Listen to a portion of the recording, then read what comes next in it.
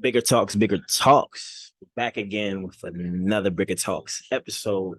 We're live from the most amazing, peaceful, high vibrational place, Soho House, West Hollywood.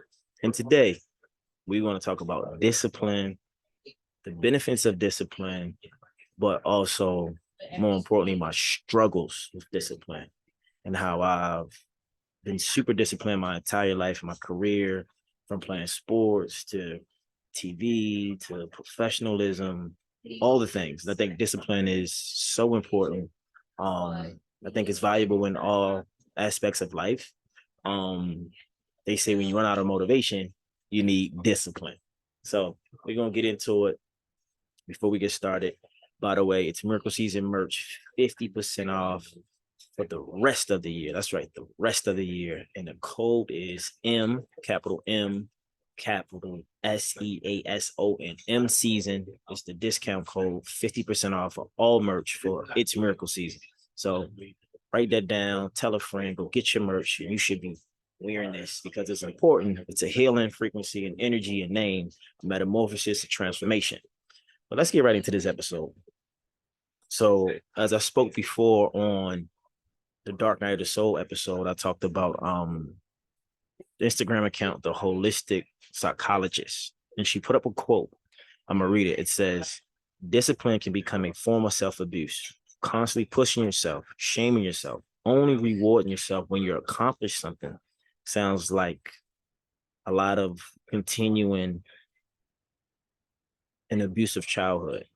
Sounds a lot like continuing an abusive childhood. Time to play, skip a day, and accomplish absolutely nothing matters. So basically, what I took from that is that in my entire life and upbringing, I think I have to be productive every day to be fulfilled. If I'm not accomplishing something, if I'm not successful, or if I'm not doing something like meditation, working out, praying, journaling, reading, watching some informational content on YouTube to help my business or my brand, then I'm lacking.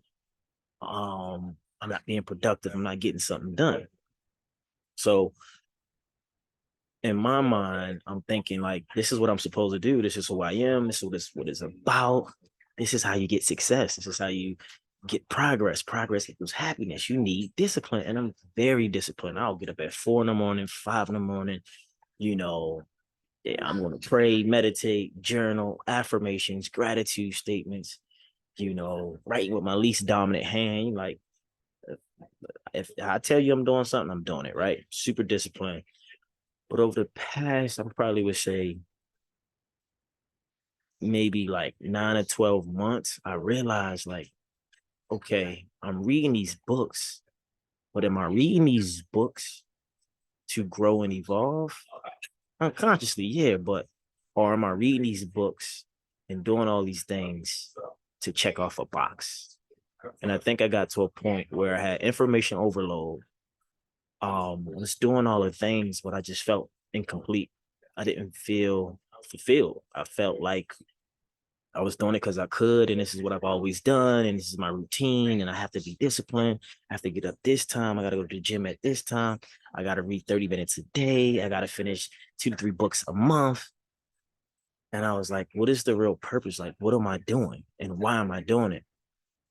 So if I go back and dig into like some of my sessions with like my energy healer and my chakra lady. Shouts out to Joe Lay and Miss Linda Watkins.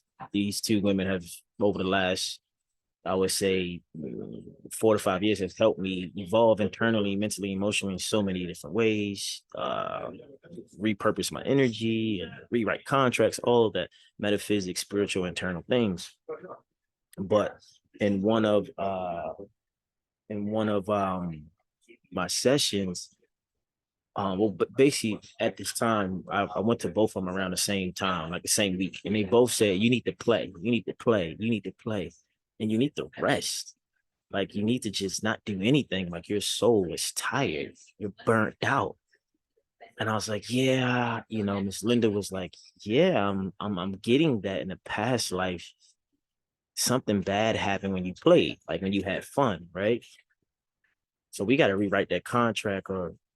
clear that energy, because for some reason you can't be present and enjoy the fruits of your labor because you feel like something bad is going to happen, because in a past life something bad did happen when you were playing or trying to play. So I've created this program within myself and my identity that, I'm constantly pushing myself, like, all right, read another 15 minutes, meditate another 5 minutes, create 3 more videos for next week, like just going an extra mile. And then my other killer, Jolie, was saying, because I'm hard on myself, and I'm like, why am I so hard on myself? And she said in the past life I had the opportunity to do more and I didn't, and I failed. So that energy has come up in this lifetime. So I feel like I have to do the extra rep in the gym. I have to read more chapters. I have to go the extra mile. She said, stop that. That's all past life energy, and it's not good for you. You don't have to worry about that. So we're going to repurpose that energy and clear that as well. So a lot of things that we deal with, people, could be from a subconscious level, can be from your ancestors, your upbringing, trauma, pain, challenges, adversity growing up, or could be passed down from your family members and where you're from. So what I discovered is that it's good to be disciplined. I think discipline is a great trait to have. I think it's a great quality to have, but you don't want to be disciplined to a point like me in this space where I'm not allowing myself to have fun. I'm not allowing myself to enjoy the fruits of my labor. I'm beating myself up for not finishing the 100 pages in 3 weeks, or not getting, not writing my to-do list at night before bed, not getting in the shower at night before bed, or put my Invisalign in because I'm tired, like I'm beating myself up, or having a place be a mess when I should have cleaned it up. Like I'm like this stern, strict parent on myself, and it's like, it's not healthy, it's not fulfilling. So I had a friend, and my computer is getting low. I need to charge it. First of all, I put a poll on my Instagram story, and I'll probably say a few hundred people, 88% said that they're hard on themselves. Because the question is, are you hard on yourself? About 88% said they. So most of us are hard on ourselves, either consciously or unconsciously. I'm very hard on myself. I hold myself to a higher standard. And if I'm hard on you, I'm hard on me. But it's to a point where I'm beating myself up, right? And Miss Linda Watkins was telling me before, she was like, the way you talk to yourself when you make a mistake, would you talk to your nephew like that? And I was like, I wouldn't. She said, stop talking to yourself like that. So I say all that to say, I had a friend send me a text about how you can play and enjoy play and not be so hard on yourself. So I'm gonna read it to you. Give me 1 second. Where is it at? 1 second.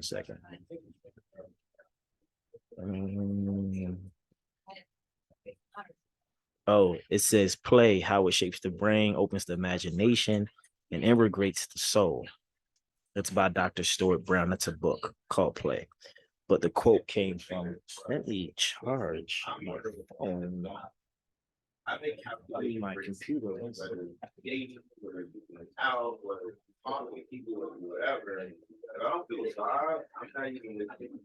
I'm not even with everybody else. Sorry for the delay, people. I'm in real time. This is a live discussion. I'm gonna need my computer to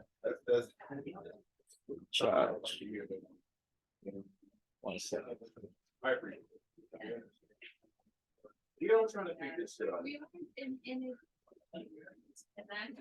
Perfect. Thank you for your patience. Thank you for your patience. So yeah, so let me read this quote to you.